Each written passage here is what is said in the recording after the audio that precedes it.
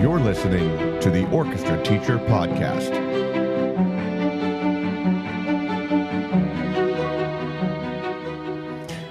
Hello, everyone. Welcome to the Orchestra Teacher Podcast. Dr. Charles Laux here with a special guest. It's been a little while. There's been a lot of stuff going on. We had ASTA conference. I had a Masterworks concert right after that, and I just came off a spring break a few days ago. So now it's time to get back into things and spring concert. And so going to start with a great guest who kind of reached out to me, and someone I didn't know, but has done some great things and presented at ASTA and the Suzuki Association conference we just came from last month. Proud to present Jennifer Roig-Francolí to you all. And Jennifer, thank you so much for being a guest here on our podcast. Appreciate it. Thank you. Thanks so much for having me, Charles. Absolutely. Absolutely. Looking forward to talking with you. Yes, it's we're going to have a great time today. So I don't know a whole lot about you, but I know that you are an author, a violinist, and an Alexander Technique teacher. So I'm really interested to share with our audience all the great things that you do and all the knowledge that you have, as much as we can get on a podcast, of course. But so Jennifer, tell us a little bit about yourself and your background and kind of where you're from and what you've done. Well, I'll try to put it in a quick nutshell. Sure. Well, I wanted a violin when I was 2, I'm told, and I got one when I was 4. That's when my parents found out about the Suzuki method. Uh-huh. And so I grew up as a Suzuki violinist. My mom decided to start teaching Suzuki cello. So that was, both my parents are musicians. So I was surrounded by music, and I pretty much had a one-track mind as a kid. As a teenager, I wanted to be a soloist when I grew up. And my parents were very supportive. I was very fortunate. And I did everything you're supposed to do. I entered lots of competitions. I went to incredible teachers around the world, including, like, for example, Nathan Milstein, Joseph Gingold at IU. Nice. I went to CIM, studied with David Cerrone. And I did win most of those competitions. Wow. So I was actually doing really well. And then when I was 19, I just decided to completely change direction. And let's see, where do I go next? Well, I got married at age 20 and became much more interested in life from a spiritual perspective, kind of a universally spiritual perspective. So dove headlong and full-heartedly into that, and was interested in, life from, like I said, a completely different way of looking at it, and was no longer so interested in music. And after a while, I started having neck pain, back pain. This is where the Alexander technique comes in. That's right. Exactly. In my 30s, I was not so happy anymore. I was still playing music, but I had really dropped my soloist career dreams when I was 20, which I don't regret. I have no regrets about any of it, but I did find the Alexander technique. It solved my neck problems and made me feel incredible. Yes. So I learned how to become an Alexander Technique teacher. Cool. And it's a 3-year certification typically. And now, many years later, I've come full circle. I did my solo violin pandemic project CD album. And I am a coach for musicians. I teach and coach musicians with the Alexander Technique exclusively online since 2018. Cool. And I help people pretty much notice how they're getting in their own way and how they're thinking in ways that actually ends up causing a lot of tension, pain, injuries, performance anxiety, and just general unhappiness. Yes. It's an amazing this thing that it is. I took a course with William Conable before he retired from Ohio State, and he was kind of one of the big musicians that taught that, and he taught it a long time at Ohio State. And even though it was just a semester, it was pretty mind-blowing and pretty revolutionary in my own thinking about how I move and how I sit. The awareness makes a difference in your body. I'm so excited that you know about the Alexander technique and you've actually experienced it. Yes, and he was fantastic. interesting gentleman, but just a master at his craft and learning about it. And so it was really, felt very fortunate to be able to take from him. And even just for a semester, I wish it could have been longer, but it was one of my electives and I enjoyed it.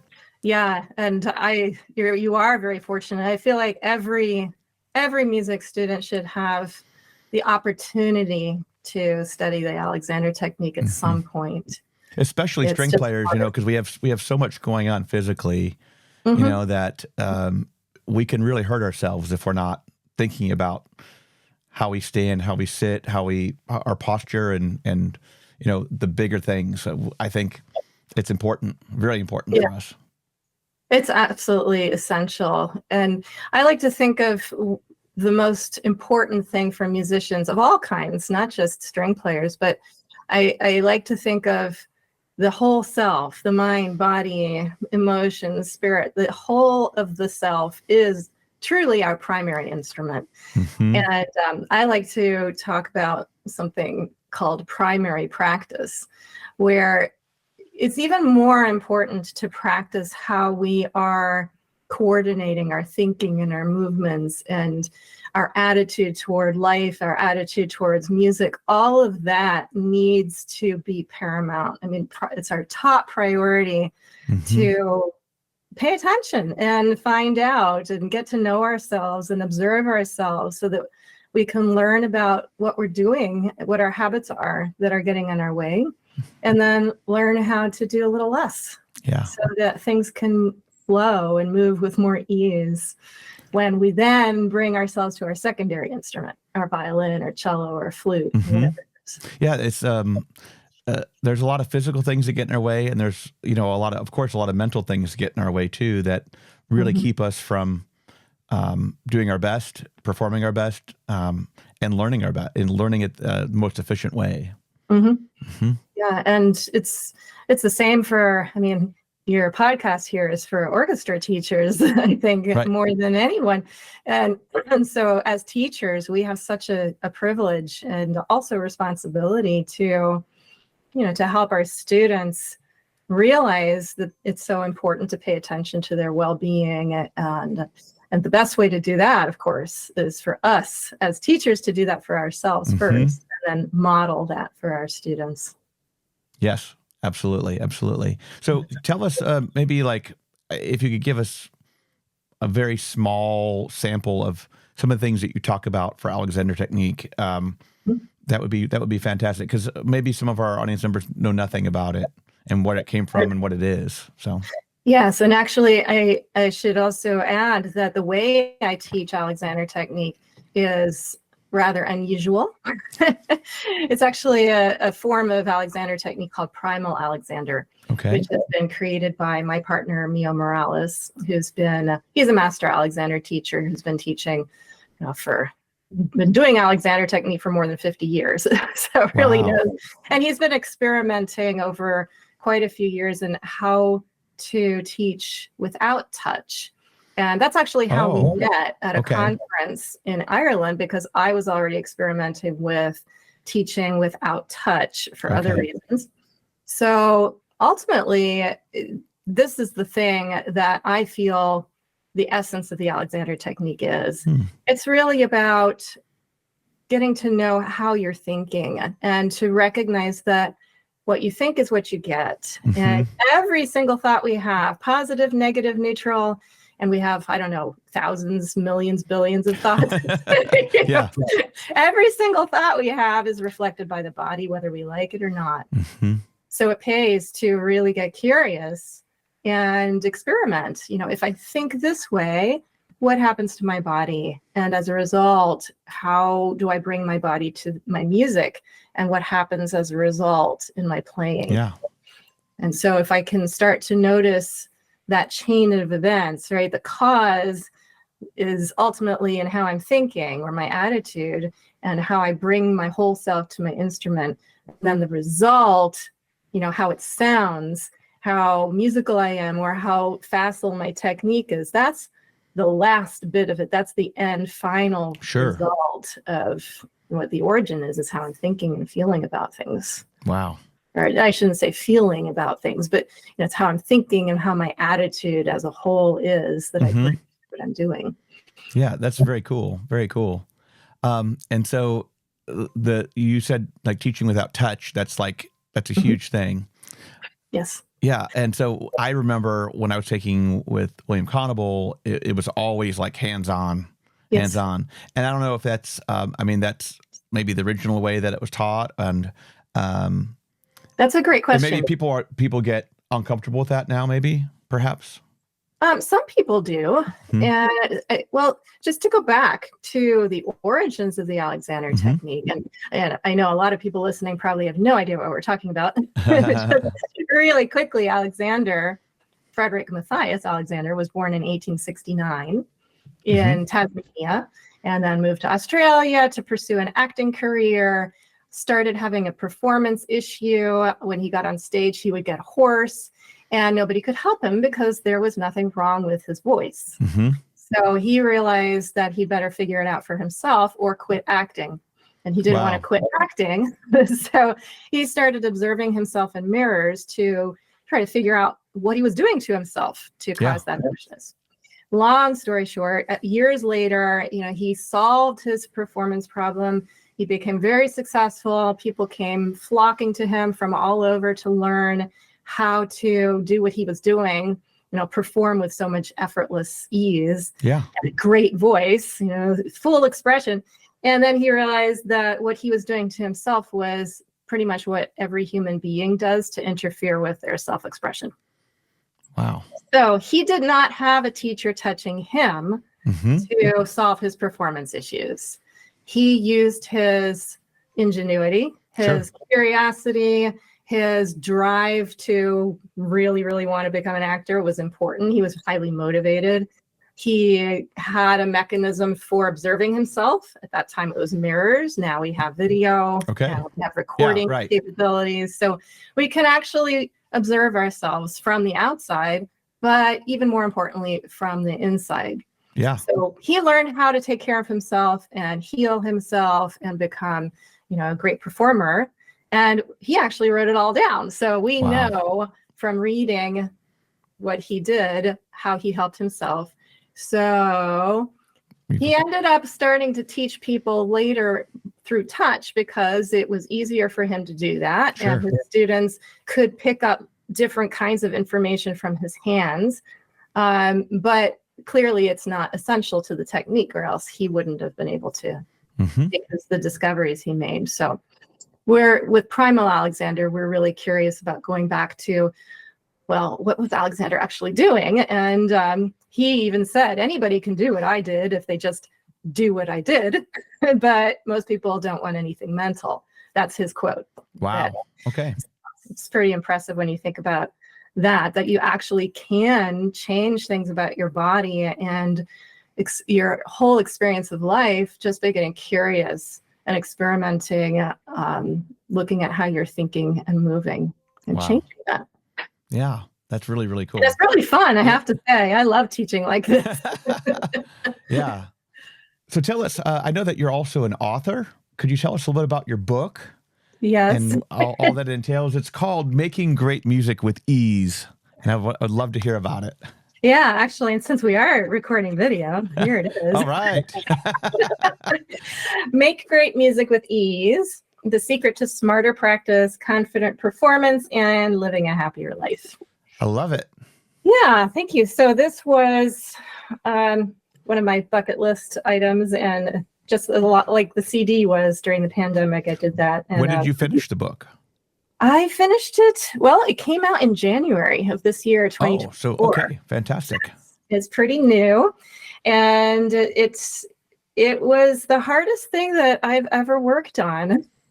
And it was such a relief to finally get it done and get it out there. And I've just been blown away by the positive response.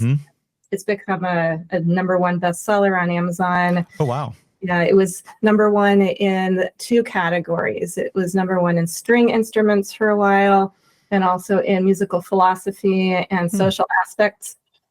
And then it was #2 and #4, basically under 5 in all 6 categories. So I just was so overwhelmed. That's fantastic. Congratulations. Thank you very much. It's basically, it's obviously for musicians, but all kinds of musicians, all instruments, all levels. And the book is in 3 parts. The first part is all about the challenges that musicians face. And I've put that into different categories. We've talked about the Alexander technique, but I actually put the Alexander technique into a bigger context. So I call my work the Art of Freedom Method for Conscious Living and Masterful Artistry. Wow. Mm-hmm. So there are 5 life pillars in the Art of Freedom Method, which are mind, body, spirit, purpose, and artistry. And actually, purpose is the first one. I said them out of order. Okay. But part 1 of the book is all about, the ways that we can get in our own way when we neglect our purpose or forget to consider why we're doing what we're doing. And we could get disconnected from, why we originally became musicians, which usually has to do with loving music or having some kind of a passionate, desire for self-expression through sound. And so I think it's really important to get connected again to our purpose, even if we don't really know what it is, to get curious about, well, why am I here? Why am I doing this? Why am I a teacher, for example? Right. Why do we put up with all these kids? Yes, and why am I putting myself on a stage in front of all these people? So purpose is really number 1. And then we have the mind, all the mental gymnastics that we do, the negative self-talk that can get in the way. And that for sure sort of it dovetails with emotional stuff like imposter syndrome, feeling like we're never good enough. And I'm sure a lot of people listening can relate because it's such a common problem. It's super common. And I think, people think, oh, well, you're successful. You probably never doubt yourself. And it's like, no, it's always a doubt. There's always, you get invited to present or you get invited to do something. You're like, they're going to know everything I'm already talking about. They're going to know everything. And I don't, you get those self-doubts and it's real. No matter, I'm teaching 28 years now and it happens to me too all the time. Yeah. All the time. It doesn't matter what your skill level is. Right. I work with people who are beginner amateurs, and I work with people who are elite professionals, like, teachers at Juilliard, and and we all have the same self-doubt that crops up now and then, and sometimes more often than we'd like. Yes. And that fear, anxiety, fear-based thinking, all of that translates into physical tension. And the problem with physical tension, there's nothing wrong with tension. We need it, or we'd be like a pancake on the floor, or we'd fall over. But what we need is appropriate tension, in the moment for the specific task that we're engaged with. And when there's more tension than necessary, and a lot of it's unconscious and habitual, when we walk around our daily lives carrying too much tension, down the road, that can cause pain. And a lot of people don't realize that their knee pain or their back pain or their shoulder pain is actually connected to every other aspect of who they are. And it's not just that you have a bad knee or a bad back, or tendonitis or a lot of people come to me with these issues, physical issues. And I feel like my job is to help them connect the dots and realize that the culprit is not part of the body. And there is actually no culprit. There's no blame to be placed on anything. It's just a fact, and just observe it in a neutral way without judging, but then get curious. Yeah. Well, what else is going on? And it's often clear when people start thinking about it. Yes. That, I haven't slept in the last 5 weeks, and I'm so stressed because of all these recitals coming up, and I lost my assistant, and now I'm taking on someone else's job, and I'm not being paid enough, and I don't have time to spend with my family, and all these things are going on at the same time, And then suddenly, someone's hand is hurting and they think the problem is the hand. Yes. And, there's all those, everything compounds, Yes. And I've discovered that I've been doing a lot of yoga, and I tell you, it's life. It's changing my life. Like the way that I get up at 4:45 in the morning, and great. I do it down in my basement, back there on the other side, and it just the way that I'm able to relax and focus, and then I've had a lot of foot pain because I used to run a lot, and then I realized that I thought it was my feet, and it wasn't my feet. I thought it was my hamstrings, and I'm realizing that if I can relax and focus, I can. And now I'm releasing all the tension in my hips, and that releases tension in my hamstrings, which releases my calves, which releases my feet. It's like it's all connected. But then it's just that habit of doing it regularly too that makes a huge difference. I feel like I'm a lot more relaxed at work, and so it's been pretty amazing. Yeah. So this is really connected to what I'm teaching. I love yoga, by the way, and I've been interested in yoga my whole life. And I don't practice that as much as I could, but just to go back to what I was saying before about part one, it's all these issues that come up. Yeah. And it's the mental, the emotional, and spiritual, as in creative, creativity, all those things, the artistry, the way we get in our own ways. And then part three, I'm skipping over part two right now, but part three is actually the practical how to do this thing that can help you. And there are some similarities with yoga in that, Alexander was known as the breathing man for a long time because indirectly, we don't directly work on the breathing, but indirectly, the breath is influenced by everything, and everything we think, all our emotions, everything.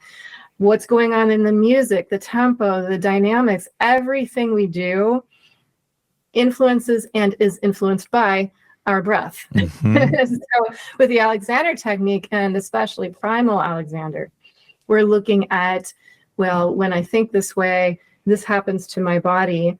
What happens if I think differently to get a different result? And the breath is always part of that, even if we don't pay attention to it directly. And so then the way that we help people with primal Alexander is, and you said it a moment ago, it's the consistency, it's the practice, and what I call primary practice, practicing working on yourself. And so in primal Alexander, we have what we call awareness etudes. And as musicians, we know what etudes are, right? They're studies, they're not exercises, but they're awareness studies, awareness etudes. And I give my students just a little bit to do every day, and really a little bit. A little bit goes a long way of this work. It's very simple and goes very deep. So we just do maybe 2 to 5 minutes in the morning, 2 to 5 minutes in the evening.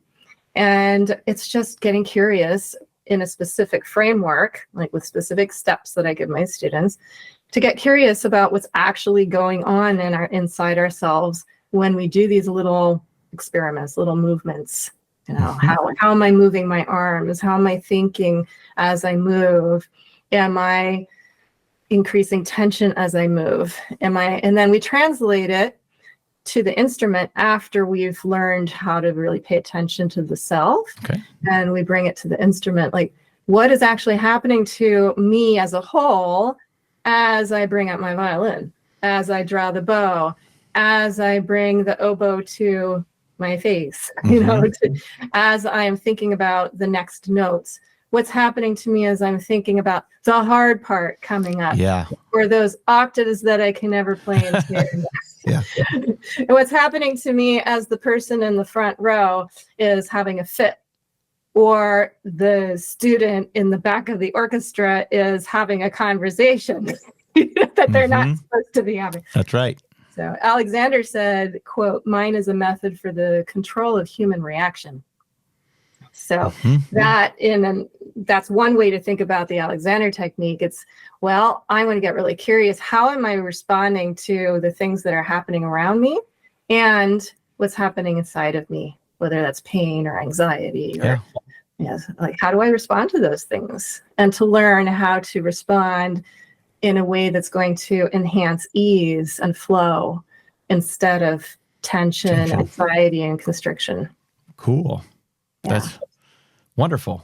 I think so. Yeah. And it's really fun. Yeah. But I love this work. Yeah. There's so much there. And like you said, even small corrections and small, like just being mindful about some of the techniques can make a big difference in the long run. Yes. For sure. And it all starts with an attitude of, being open to all possibility. Anything's possible. And let's get curious and find out what happens if I think this way or I stop doing that. Very cool. And so you're teaching at CCM? Or I was for a while. Okay. And actually, it's funny that you mentioned Bill Conable, because I know him and I've never met his ex-wife, Barbara Conable. Right. But she actually started the Alexander technique teaching. There were classes at CCM for decades that she actually started. And then down the line, I inherited that program, which which turned out to be a huge blessing in disguise for me.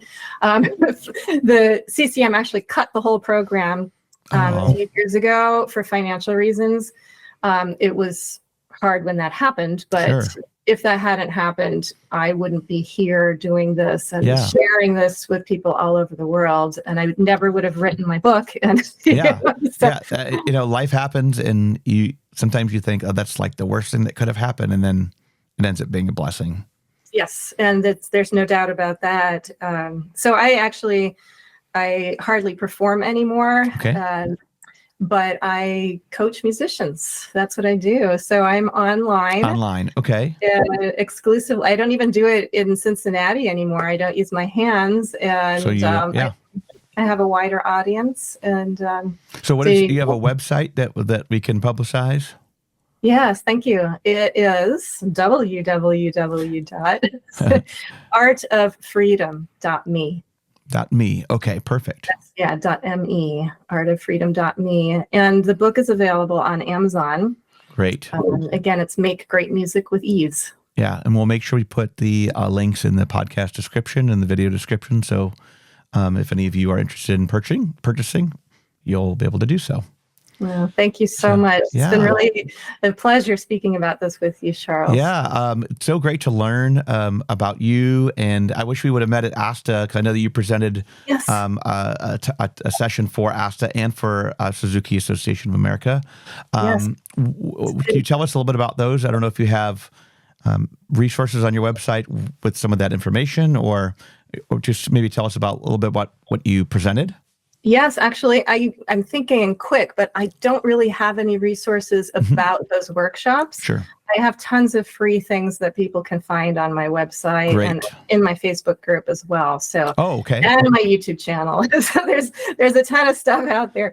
But as far as these workshops, and it's a pity we didn't meet in person, but that's how it goes.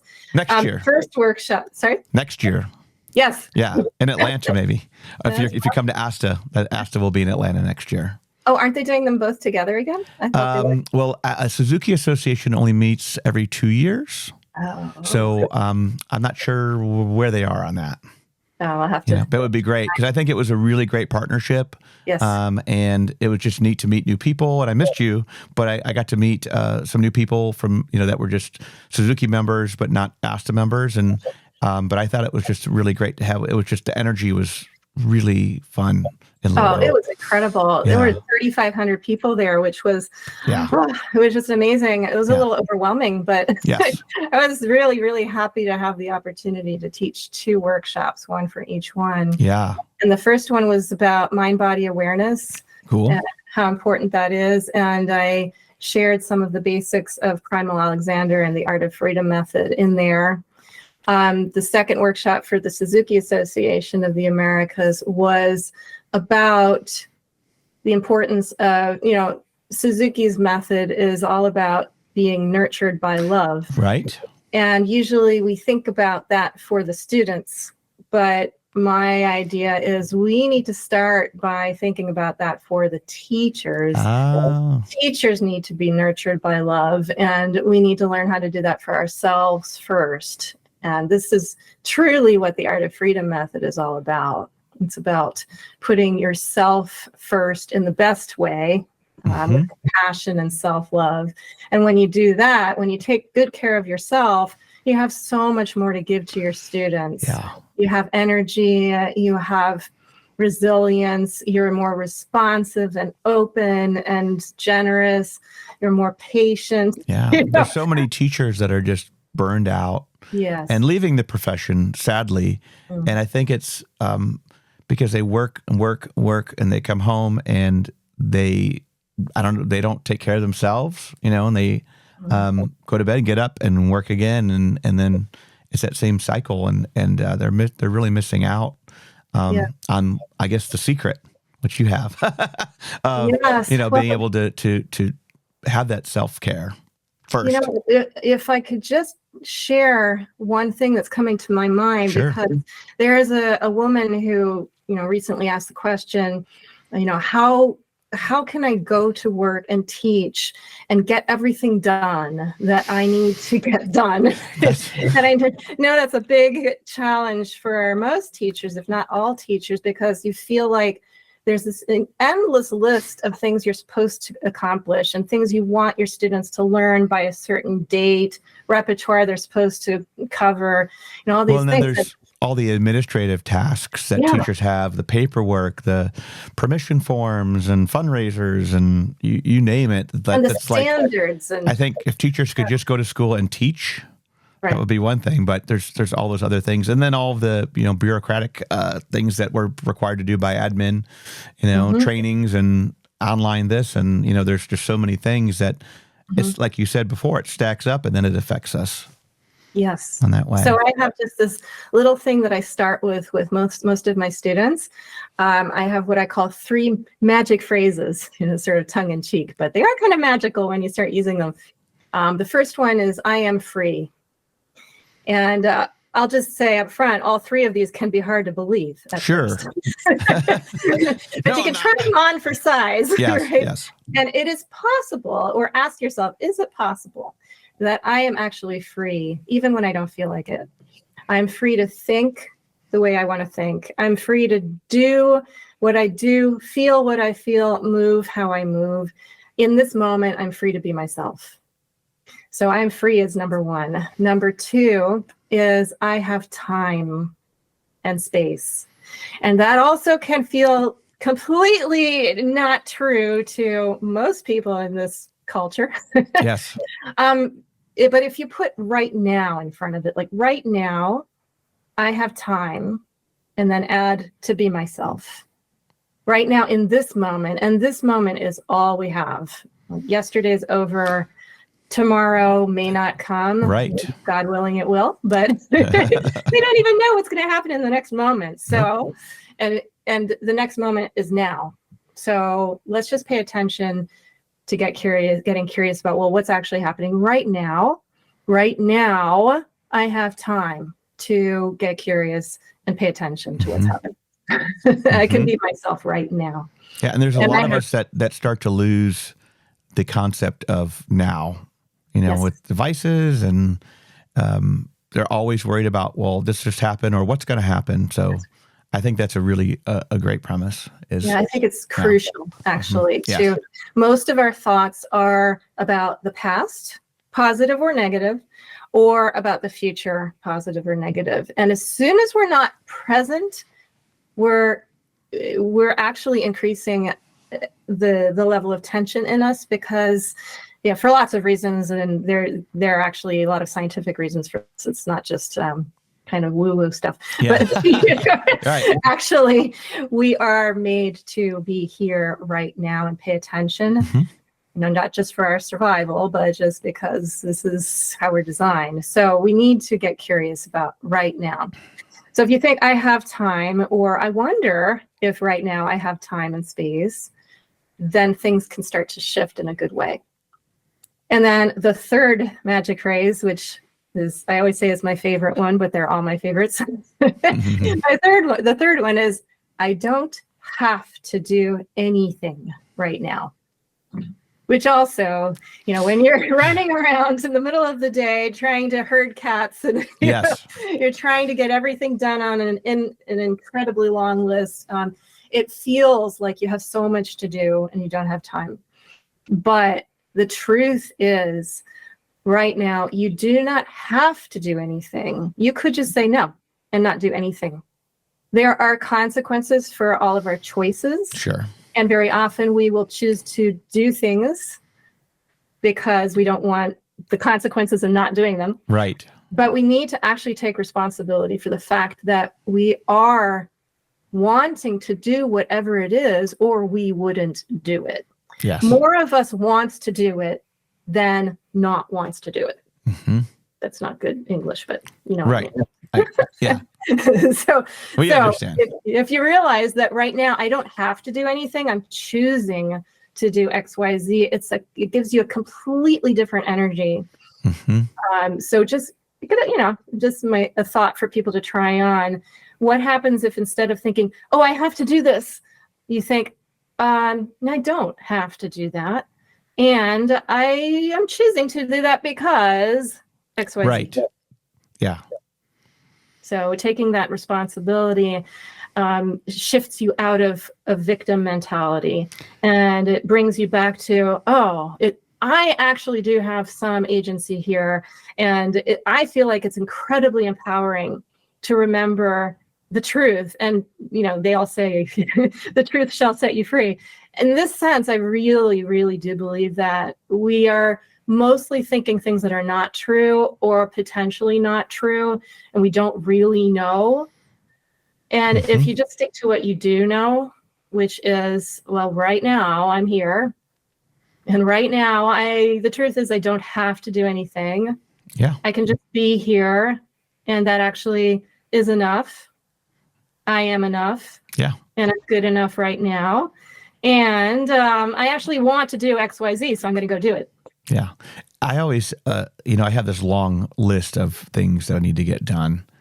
And I always feel like those whatever they are, the tasks, crisscross. And then I start one, and then I was like, I got to get to this one, and, go back and forth. So, this sounds like a really great way to, like, sometimes even prioritize what you would like to do first, and thinking about it in that way of, you have a long list, yes, but if it doesn't get done today, it will get done sometime, right? And if it doesn't, it doesn't. And if it doesn't, it doesn't. There are certain things that I think people prioritize, and they have to realize, like, I need to let that go. There's certain things that just need to be, you just need to let it go. And it doesn't always have to get done right away. Yes. And it'll be okay if it happens later. Yeah. And even if things happen that we don't like, then we have another now moment where we get to pause and choose how we're going to respond to that next thing coming up. There's a concept in the Alexander technique that, it's not at all just in the Alexander technique, but it's very central to it. There's this idea of a pause where, even if it's just for a split second, you get to choose to pause for a moment and not act, not do. And if you can really just own that moment and reflect for a moment, okay, well, what's actually happening to me? Do that first. Get curious about, well, what am I feeling? What's actually going on here? What am I thinking? And can I let go of that just for a split second? Then you actually are literally creating more possibilities, more potential neural pathways to go down in your brain, rather than just going down the habitual, got to do this thing, which creates so much tension because it's very stressful. Right. And what if we could just pause for a moment, not let the brain go into that, just get quiet for a split second, say, well, I wonder I wonder, what are my options here? Is there another way to look at this? Is there another path that I could go down? I really don't feel like doing that thing. Yeah. And what's going on when I feel like I don't want to do that? My neck gets tight, my back gets tight, my shoulders are hurting, my stomach hurts. I don't want to do that. Yeah. And, well, what are the possible consequences? And you know what? I don't like this job. I'm going to quit. That's one way to go that most people wouldn't even consider. Right. And I'm not suggesting that. I'm just suggesting that there are always other options. Yep. And instead of just acting on reactive habit constantly, which is not a very happy way to live. No, it's very negative for sure. It is. Very and frustrating. You get burned out. Yes. And instead of living that way, it really doesn't have to take a lot of time to pause and to just sit there for a moment and check in with, well, what's actually going on with me? Mm-hmm. Oh, that's interesting. And you don't have to do an hour of journaling on this. It's just a matter of sitting there and not moving and just noticing or allowing natural movement to happen. It's not about not moving. Mm-hmm. It's about getting curious and opening up to all possibility with a capital A and a capital P. Yeah. This is great. So do you coach mostly performing musicians, or do you coach teachers, or do you have any public school teachers that you've coached too? Yeah, I actually coach adults. It doesn't matter what. It doesn't matter what. I've taught so many educators, and it's funny because before we hopped on this podcast together, I was remembering I have a lot of stories in this book, and by the way, part 2 is all my story. Oh, cool. After that, and there are just lots of stories from my clients, and I was remembering a student of mine that I had a few years ago who was an orchestra teacher. And I was going to ask you before this if you know him, but I'm sure we will keep it confidential right now. Yes. But anyway, there's a whole page here on how learning the Art of Freedom method and Primal Alexander completely changed his approach to how he works with his orchestra kids and his students. And it's a really heartwarming story. So there are lots of educators, and I'll just say that being at the ASTA conference and the Suzuki conference was a really, really special experience for me. It's the first time I've ever been at those conferences. Oh, okay. Wow. And I sort of dove in the deep end. I joined both associations and got 2 workshops accepted, and I had an exhibit booth. Oh, wow. Okay. Yeah, it was a lot. It is a lot. And I do everything online, and I have since 2018. So suddenly to be in the presence of 3,500 bodies in 3D. Yes. And just to talk person to person, face to face with so many teachers. It's my favorite thing about conferences is the networking and just seeing people and people that you know, and you that a conversation can just happen out of the blue, just real fast, and it'll be just like old times, and then also meeting a bunch of new people and getting to know people and sharing information. I love to present, so sharing that information just makes you feel good, and just knowing that people, it's the most appreciative audience, and the people who understand what you do, and you can just bounce ideas off each other, and there's so many great things came out of that conference. Yeah, and I have to say, I was so moved. Yes, the thing you just said was one thing. I have rarely had such an appreciative, attentive, interested audience. And wow, those workshops were some of the best I've ever had. It was so gratifying. And the other thing that just moved me so much was to have so many conversations. I did a lot of private consultations at my exhibit booth. Cool. So working one-on-one, asking these teachers what's going on, and they were open and sharing, what they were struggling with, the things we've talked about, a lot of pain issues, physical pain, a lot of performance anxiety, burnout, all kinds of things came up.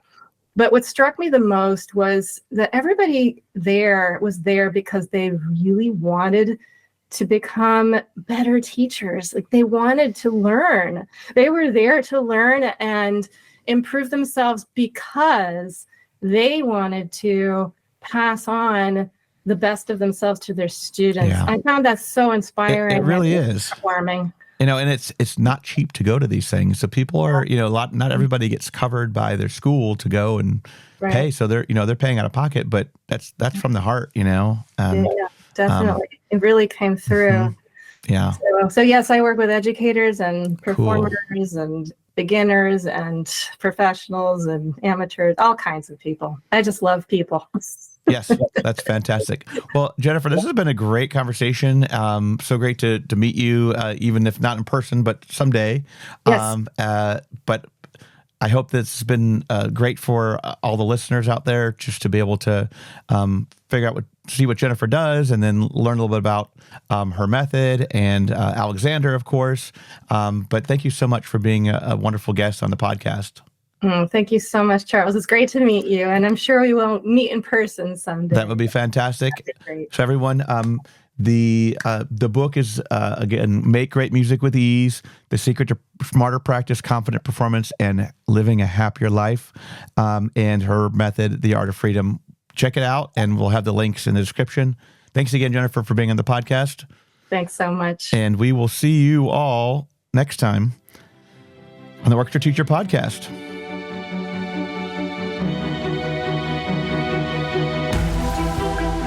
Thank you for tuning in. For resources and more information about the Orchestra Teacher website, podcast, and YouTube channel, visit www.orchestrateacher.net.